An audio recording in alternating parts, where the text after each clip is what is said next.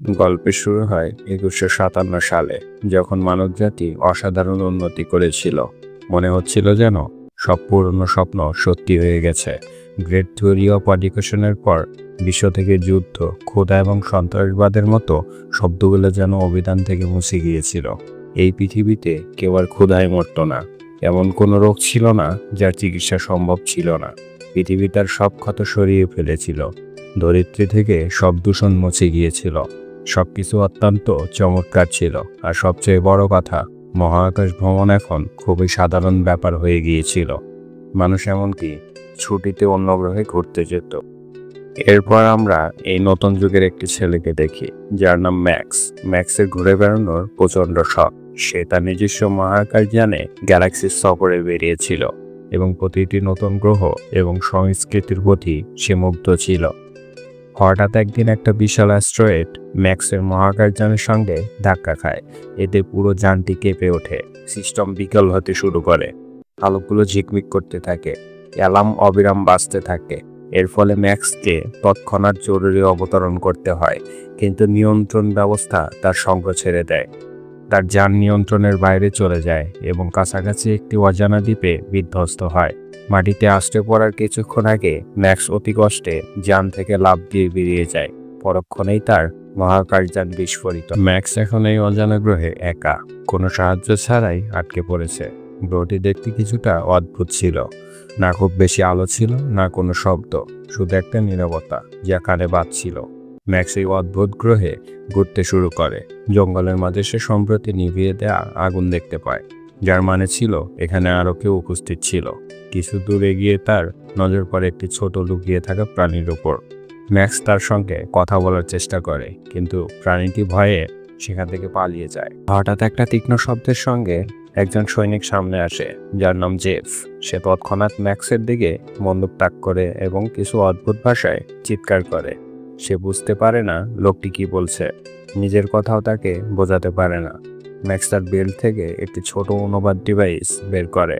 এই গ্যাজেটে যে কোনো ভাষা অনুবাদ করতে পারে, কিন্তু সে ডিভাইসটির একটি অংশ কানে লাগানোর সঙ্গে সঙ্গে জেফ তার বেল্টে গুলি করে। এরপর জেফ ম্যাক্সকে গ্রেপ্তার করে তার সঙ্গে নিয়ে যায়। ম্যাক্সকে একটি শহরে নিয়ে যাওয়া হয়, যা পৃথিবীর মতোই, তবে একটু বেশি ভয়ঙ্কর। নোংরা পোশাক পরা মানুষ, মাথায় হেলমেট পরা সৈনিক এবং সর্বত্র সিসিটিভি ড্রোন উঠছে, ঠিক যেমনটা ম্যাক্স তার ইতিহাসের বইয়ে পড়েছিল। ম্যাক্সকে শীঘ্রই একটি বৈজ্ঞানিক গবেষণাগারে নিয়ে যাওয়া হয়। সেখানে কিছু বিজ্ঞানী তার মাথায় একটি অদ্ভুত হেলমেট পরিয়ে দেয়। আসলে এই হেলমেটের সাহায্যে তার চিন্তা ভাবনা করার চেষ্টা করা হচ্ছিল। তারা ম্যাক্সের মনের প্রতিটি গোপনীয়তা জানতে চায়।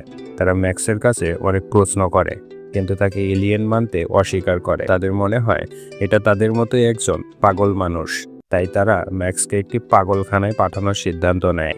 এরপর গায় নামের একজনকে তাকে হাসপাতালে নিয়ে যাওয়ার দায়িত্ব দেওয়া হয়। এই সিদ্ধান্ত হওয়ার সঙ্গে সঙ্গে আশেপাশের সবাই হঠাৎ দেশভক্তির গান গাইতে শুরু করে। সবার চোখে একটা উন্মাদনা ছিল। হঠাৎ জেফ, যে ম্যাক্সকে গ্রেপ্তার করেছিল, মাটিতে পড়ে যায় এবং তার খিঁচুনি শুরু হয়। কর্তৃপক্ষ তৎক্ষণাৎ তাকে তুলে নিয়ে যায়, কিন্তু এটা দেখে ম্যাক্সের সন্দেহ আরও বেড়ে যায়। গায়ের সঙ্গে ম্যাক্স যখন শহরের দিকে এগোয়, তখন সে দেখে সবকিছু একটা জরাজীর্ণ, রাস্তা ভাঙা, বিল্ডিংগুলো প্রায় ভেঙে পড়ার মতো অবস্থায়, আর প্রতি ২-৩ কিলোমিটার পর পর ধাতব টাওয়ার। ম্যাক্স জিজ্ঞেস করে, এই টাওয়ারগুলো কিসের? গায়ে জবাব দেয়, আজকাল এখানে বিদ্রোহীরা অনেক বেড়ে গেছে, তাই এই টাওয়ারগুলো শত্রুদের হাত থেকে রক্ষার জন্য। কিন্তু তার কথা শেষ হওয়ার আগেই একটি বিশাল বিস্ফোরণ হয়। একটা টাওয়ারের ভিত্তি উড়েও যায় এবং পুরো টাওয়ারটি ম্যাক্সের ট্রাকের সামনে পড়ে যায়। কিছু মানুষ পালাতে পারেনি এবং ধ্বংসস্তূপের নিচে চাপা পড়ে। ধ্বংসস্তূপের নিচে আটকে পড়ে। ম্যাক্স এক মুহূর্ত নষ্ট না করে পুরো শক্তি দিয়ে গাইকে বের করে আনে। এখন আগুনের শিখা তাদের থেকে কয়েক ইঞ্চি দূরে, কিন্তু ম্যাক্স গাইকে বাঁচিয়ে ফেলে। এটা থেকে গায়েও অবাক হয়। গায়ে ভাবে এটা কোনো সাধারণ মানুষ নয়। তার মনে প্রশ্ন জাগে, এটা আসলে কি? ম্যাক্স এখন জানতে পারে যে এই গ্রহে বিদ্রোহ চলছে। মানুষ সরকারের পদ্ধতির সঙ্গে সন্তুষ্ট নয়, তারা তাদের বিরুদ্ধে দাঁড়িয়েছে। যদিও সরকার এই বড় বড় টাওয়ার বসিয়েছে তাদের ক্ষমতা ধরে রাখতে। শহরে পৌঁছানোর সঙ্গে সঙ্গে আমরা একজন শক্তিশালী ব্যক্তিকে দেখি, যার নাম ট্রাইডার। যে ডিপার্টমেন্ট অফ স্পেশাল রিসার্চের প্রধান। ম্যাক্সের কথা জানতে পেরেই সে ফাস্ক নামের একজনকে তাকে তার কাছে নিয়ে আসার নির্দেশ দেয়। ততক্ষণে ম্যাক্সকে আরেকটি ভয়ঙ্কর স্থানে বন্দী করা হয়েছে। এবার তাকে একটি বড় পানির ট্যাঙ্কে রাখা হয়। বিজ্ঞানীরা তার মনকে আরও গভীরভাবে পরীক্ষা করার চেষ্টা করছে, কিন্তু ফাস্ট রাইডারের ব্যাস ব্যবহার করে সেখানে ঢুকে পড়ে এবং অনুমতি ছাড়াই ম্যাক্সকে সেখান থেকে বের করে নিয়ে যায়। অন্যদিকে আরেকজন শক্তিশালী ব্যক্তি, সরকারি উকিল ইউমিনকি, কিন্তু সে যখন ঘড়িতে সময় দেখে তড়িঘড়ি করে সে নিজের বাথরুমে ঢুকে যায়, যেখানে তারও প্রচণ্ড খিঁচুনি হয়। ফাস্ক যখন ম্যাক্সকে গাড়িতে করে নিয়ে যাচ্ছে তখন রাস্তা বন্ধ হয়ে যায় এবং তাকে একটি নতুন রাস্তা নিতে সময় দেখে তারও ভয় লাগতে শুরু করে। এরপর তারও সেই অদ্ভুত খিঁচুনি হয়। এটা থেকে কিছু পুলিশ তাকে গ্রেপ্তার করে নিয়ে যায়, আর বাকিরা আবার দেশভক্তির গান গাইতে শুরু করে। তারা ম্যাক্সকে ডেকে বিদ্রোহী বলতে থাকে, কারণ সে তাদের সঙ্গে মিলে গান গায়নি। সবাই ম্যাক্সের উপর চিৎকার করছিল এবং তাকে মারতে চায়। এই উন্মাদনার সুযোগ নিয়ে ম্যাক্স তৎক্ষণাৎ পালিয়ে যায়। শীঘ্রই আমরা জানতে পারি যে এই জায়গাটি অজানা ফাদার নামের কিছু লোক শাসন করে, যাদের মধ্যে স্ট্রাইক এবং ইউমেনকিও রয়েছে। এদের সিস্টেম এতটাই নির্মম যে যদি কোনো ফাদার একটি ছোট ভুলও করে বাকিরা তাদেরকে তৎক্ষণাৎ মেরে ফেলে, এমনকি নিজেদের লোকদের প্রতিও তাদের কোনো দয়া নেই। এই জগতে ঘুরতে ঘুরতে ম্যাক্স একটি বারে পৌঁছে। সেখানে তার সাক্ষাৎ হয় রাডা নামের একজন ওয়েস্টেজের সঙ্গে। তাকে দেখেই ম্যাক্স প্রথম দর্শনে প্রেমে পড়ে। হঠাৎ একজন ক্রেতা রাডারের সঙ্গে দুর্ব্যবহার শুরু করে। ম্যাক্স তৎক্ষণাৎ তাকে থামায় এবং সবার সামনে তার অপমান করে। রাগে সেই লোকটি তার ছড়ি দিয়ে ম্যাক্সের উপর হামলা করার চেষ্টা করে, কিন্তু ম্যাক্স বিদ্যুতের মতো দ্রুত ছিল। সে তৎক্ষণাৎ তাকে ভয় দেখিয়ে তাড়িয়ে দেয়। এরপর পুরো দিন ম্যাক্স আর রাডা বসে গল্প করে। তখনই জানা যায় যে রাডা গায়ের বোন, সেই সৈনিক যাকে ম্যাক্স বাঁচিয়েছিল। রাডা ম্যাক্সকে তার বাড়িতে আসার আমন্ত্রণ জানায়, যার জন্য ম্যাক্স খুশি মনে রাজি হয়। কিন্তু তারা যেই বার থেকে বের হয় সেই দুর্বৃত্তকারী ক্রেতা আবার ফিরে আসে। এবার সে প্রতিশোধ নিতে এসেছে এবং তার সঙ্গে কিছু গুন্ডা রয়েছে। তারা যখন তলোয়ার দিয়ে ম্যাক্সের উপর হামলা করে, ম্যাক্স দুর্দান্তভাবে এড়িয়ে যায়। তারা ম্যাক্সের উপর লাথি ঘুষি বর্ষণ শুরু করে, তাদের সহজেই ফেলে দেয়। কিন্তু তারপর তাদের পুরো দল এসে পড়ে, যাদের কাছে আরো বড় বড় অস্ত্র ছিল। তবুও ম্যাক্সের সামনে তাদের কিছুই চলে না। একজন তার পায়ে দড়ি জড়িয়ে দেয়, আর একজন তার উপর হামলা করতে আসে, কিন্তু ম্যাক্স তাদের এই অস্ত্র ব্যবহার করে তাদের টেনে মাটিতে ফেলে দেয়। শেষে সেই লোকটি যে রাডাকে ছেড়েছিল একটি ছোট গোলাকার মেশিন বের করে, যা থেকে ছুরি বের হচ্ছিল। সে তা ম্যাক্সের দিকে ছুড়ে দেয়, কিন্তু ম্যাক্স সহজেই তা এড়িয়ে যায়। ম্যাক্স এই নতুন জগতের রীতিনীতি বুঝতে শুরু করে। তার কাছে সবকিছুই খুব উদ্ভট ছিল। সবচেয়ে বেশি বিস্ময় তখন হয় যখন সে দেখে এই দেশের সরকার তার চিন্তা ভাবনাগুলো টিভিতে সিনেমার মতো দেখাচ্ছে। বিদ্রোহীদের প্রত্যেক মানুষকে শেখানো হয়েছিল যে তারা গ্রহের ভিতরে বাস করে, পৃষ্ঠে নয়, এবং বাইরের জগতে অন্য কোনো গ্রহ বা তারা নেই। তাদের বইয়ে পড়ানো হতো যে অজানা ফাদাররা বিদ্রোহীদের বিরুদ্ধে যুদ্ধ জিতে টাওয়ার বসিয়েছে, আর তবেই এই দেশ কোনোভাবে বেঁচে গেছে। গায়, যে এখন ম্যাক্সের বন্ধু হয়ে গিয়েছিল, সবসময় একটা কথা বলতো যে তাদের বাড়ি বাঁচানো তাদের সবচেয়ে বড় দায়িত্ব। সে ম্যাক্সকে বলে, তুইও আমার মতো গার্ড হয়ে যা। কিন্তু সমস্যা ছিল, ম্যাক্সের কাছে কোনো পরিচয়পত্র বা কাগজপত্র ছিল না। তাই গাইকে তার কমান্ডার চাচুকে এ ব্যাপারে রাজি করাতে হতো। সে দেশভক্তির গান শেখে এবং মেশিন ট্রায়াল দেয়। ট্রায়ালে তাকে জ্বলন্ত জায়গা দিয়ে দৌড়াতে হয় এবং বিদ্রোহীদের মতো দেখতে ছবির উপর গুলি চালাতে হয়। ম্যাক্স একজন দক্ষ শুটার প্রমাণিত হয়। সেই সময়ে ম্যাক্স রাডার সঙ্গে দেখা করে গল্প করে। ধীরে ধীরে তারা একে অপরের খুব কাছাকাছি চলে আসে। প্রশিক্ষণের পর ম্যাক্সকে অবশেষে সেনাবাহিনীতে নিয়োগ করা হয়। তার প্রথম মিশন ছিল বিদ্রোহীদের একটি আস্তানায় হামলা করা। হামলাকারী দল বিল্ডিংয়ে ঢুকে সবকিছু ধ্বংস করতে শুরু করে। বিদ্রোহীরা কোনো দানব ছিল না, তারা ছিল ভয় পাওয়া সাধারণ মানুষ। এটা দেখে ম্যাক্স তৎক্ষণাৎ তার বন্দুক মাটিতে ফেলে দেয়। তখনই একজন বিদ্রোহী চুপচারে বেরিয়ে আসে এবং গুলি চালাতে শুরু করে, কিন্তু তাকে দ্রুত ফেলে দেওয়া হয় এরপর তাদের কমান্ডার চাচু বিদ্রোহীকে নিজের মজার জন্য মারতে শুরু করে। এরপর ম্যাক্স দেখে অনেক মানুষকে একটি ট্রাকে ভরে নিয়ে যাওয়া হচ্ছে, যেন তারা কোনো পশু। চাচু ম্যাক্সকে জিজ্ঞেস করে, তুই বন্দুক কেন ফেললি? এর উত্তরে ম্যাক্স বলে, আমি ভেবেছিলাম এরা কিছু বুনো মানুষ হবে, কিন্তু এরা তো শুধুই সাধারণ গরিব মানুষ। চাচু হেসে বলে, হ্যাঁ, তাদেরও ব্যথা লাগে, তারাও সাধারণ মানুষ, কিন্তু তাদের চিন্তা ভাবনা আমাদের সঙ্গে মেলে না। এরপর সব বিদ্রোহীদের আদালতে নিয়ে যাওয়া হয়। সেখানে শাস্তি হিসেবে এক একজন বিদ্রোহীকে তীব্র আলোর সামনে দাঁড় করানো হয়, এত তীক্ষ্ণ আলো যে চোখ জ্বলে যায়। কিছু বিদ্রোহী চিৎকার করে বলে, আমরা কিছু করিনি, আমাদের ছেড়ে দাও। যারা শান্ত ছিল তাদের শ্রমিক হিসেবে পাঠানো হয়। একজন বিদ্রোহী তার যান্ত্রিক হাত দেখায়, কারণ গার্ডরা তার হাত কেটে ফেলেছিল। ফাদাররা তাকে গ্যাসে ভরা স্যুটে ঢুকিয়ে দেয়, যাতে তার চামড়া ধীরে ধীরে চলতে থাকে। ম্যাক্স এসব চুপচাপ দেখে এবং তার রাগ ভিতরে সামনে রাখে। বাড়ি ফিরে ম্যাক্স গাইকে বলে, এসব ভুল। গাই তার বিরোধিতা করে বলে, এটাই আমাদের পদ্ধতি, এটাই ঠিক। ম্যাক্স আর গাইকে চাচুর অফিসে ডাকা হয়। এরপর চাচু ম্যাক্সের অনগত্য পরীক্ষা করার জন্য তাকে জঙ্গলে নিয়ে যায়। বাইরে দুজন বিদ্রোহ ছিল, যাদের মৃত্যুদণ্ড দেয়া গিয়েছিল। চাচু বলে, এদের দুজনকে উড়িয়ে দে। ম্যাক্স অজুহাত দেখায় যে সে তাদের আলাদা করে নিয়ে গিয়ে মারতে চায়, কিন্তু মারার বদলে ম্যাক্স তাদের ছেড়ে দেয়। এরপর ম্যাক্স চাচুর কাছে ফিরে বলে, আমি সেনাবাহিনী থেকে পদত্যাগ করছি। এতে চাচু রাগে আগুন হয়ে যায়। সে ম্যাক্সের শরীরে গুলি চালিয়ে তাকে ভনিয়ে দেয়। গাই তাকে থামানোর অনেক চেষ্টা করে, কিন্তু চাচু তার কোনো কথাই শোনে না। ম্যাক্স রক্তে ভেজা মাটিতে পড়ে থাকে। এরপর চাচু গাইকে টেনে নিয়ে যায় এবং ম্যাক্সের দেহ জঙ্গলেই পচতে ছেড়ে দেয়। অন্যদিকে ফাদাররা একটি নতুন কৌশল তৈরি করছিল। উমনিক বলে, একবার পুরো সেনাবাহিনী একত্র করে বিদ্রোহীদের নিশ্চিহ্ন করে দাও, কিন্তু তাদের কিছু বড় করতে হবে, যাতে জনগণও যুদ্ধের সমর্থনে এগিয়ে আসে। তার এই সিদ্ধান্ত খুব পছন্দ করে। সন্ধ্যার সময় জঙ্গলে কিছু বিদ্রোহী ম্যাক্সের দেহ খুঁজছিল, কিন্তু তার দেহ নড়াচড়া করতেই সবাই চমকে যায়।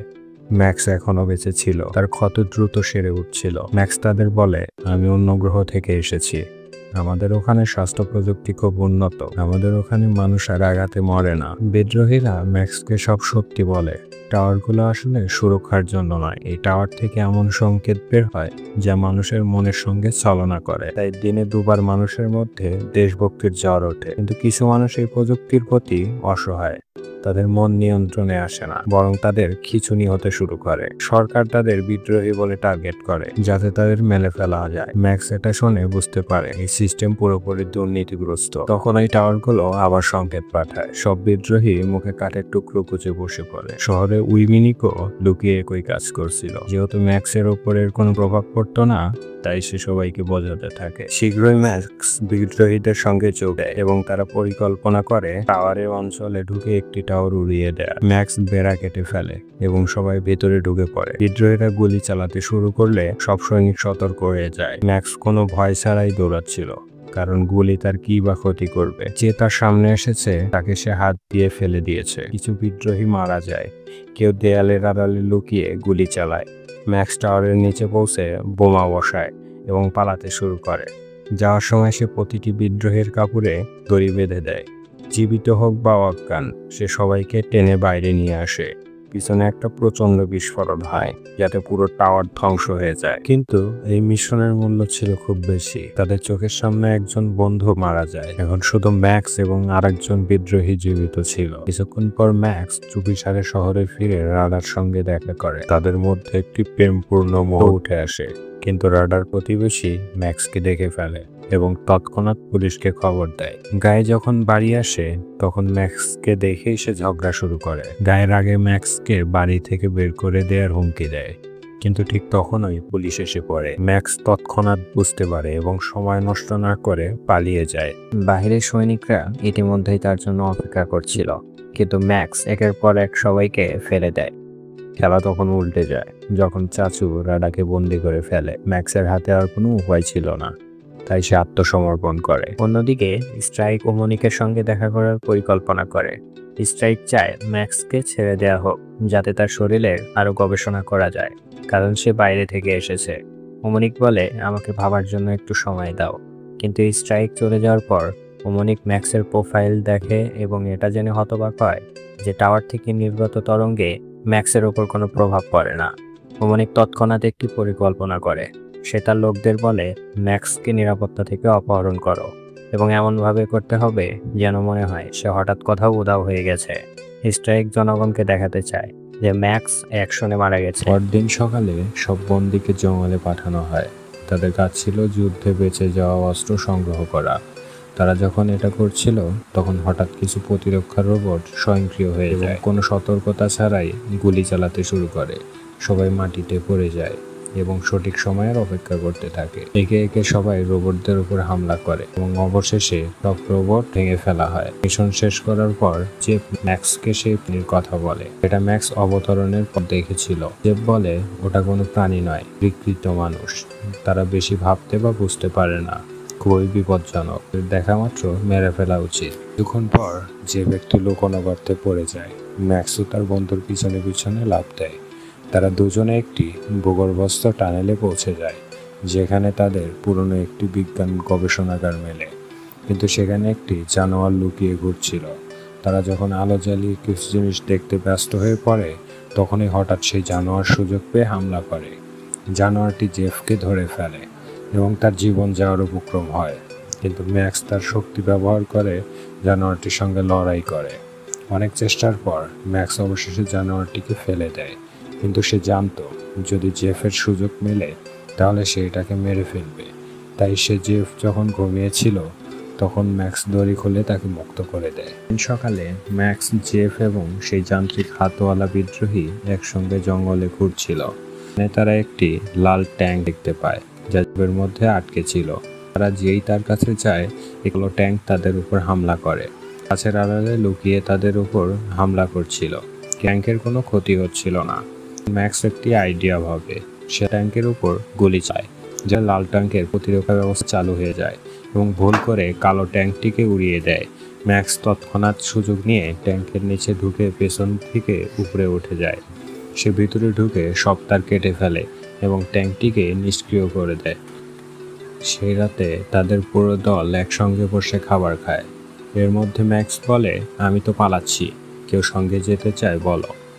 কিন্তু সবাই অবাক হয়ে ভাবে সে এটা কিভাবে করবে। ম্যাক্স বোঝায় সীমান্তে মাইন এবং ফাঁদ আছে, কিন্তু সে ট্যাঙ্কটি ব্যবহার করে সেখান থেকে বেরিয়ে যাবে। ম্যাক্স ট্যাঙ্কটি দক্ষিণ দিকে নিয়ে যায়। পথে অনেক মাইন বিস্ফোরিত হয়, কিন্তু ট্যাঙ্কের কোনো ক্ষতি হয় না। ওমনিক যখন জানতে পারে যে জেল ভেঙে পালিয়েছে, তখন সে তার অফিসে সবকিছু ভেঙে ফেলে। কিছু সৈনিকের মুখোমুখি হয়। সেখানে শহীদের লাশ পড়েছিল, যা দেখে ম্যাক্সের হৃদয় ভারী হয়ে যায়। ভিতরে লুকিয়ে বসেছিল, কিন্তু প্রতিটি গাড়ির পরিদর্শন করা বাধ্যতামূলক ছিল। তাই সৈনিক ট্যাঙ্কে ওঠে। ম্যাকে সে চমকে ওঠে। সে আর গায়ে ছিল। ম্যাক্স দরজা খুলে গাইকে ভিতরে এনে নেয়। এর কোনো বাধা ছাড়াই গেট ভেঙে ফেলে। সৈনিকদের উপর অনেক গুলি চালায়, কিন্তু কিছুই হয় না। বেচারা অবাক হয়ে বলে, আমাকে কেন টেনেছিস? ওরা আমাদের মেরে ফেলবে, ওরা এর পাগল। আমাদের গল্পটি শেষ হয়ে যায়। এর একটি দ্বিতীয় পর্ব আছে, তাই যদি এটা ভালো চলে তাহলে সেটাও তৈরি করা হবে। তাই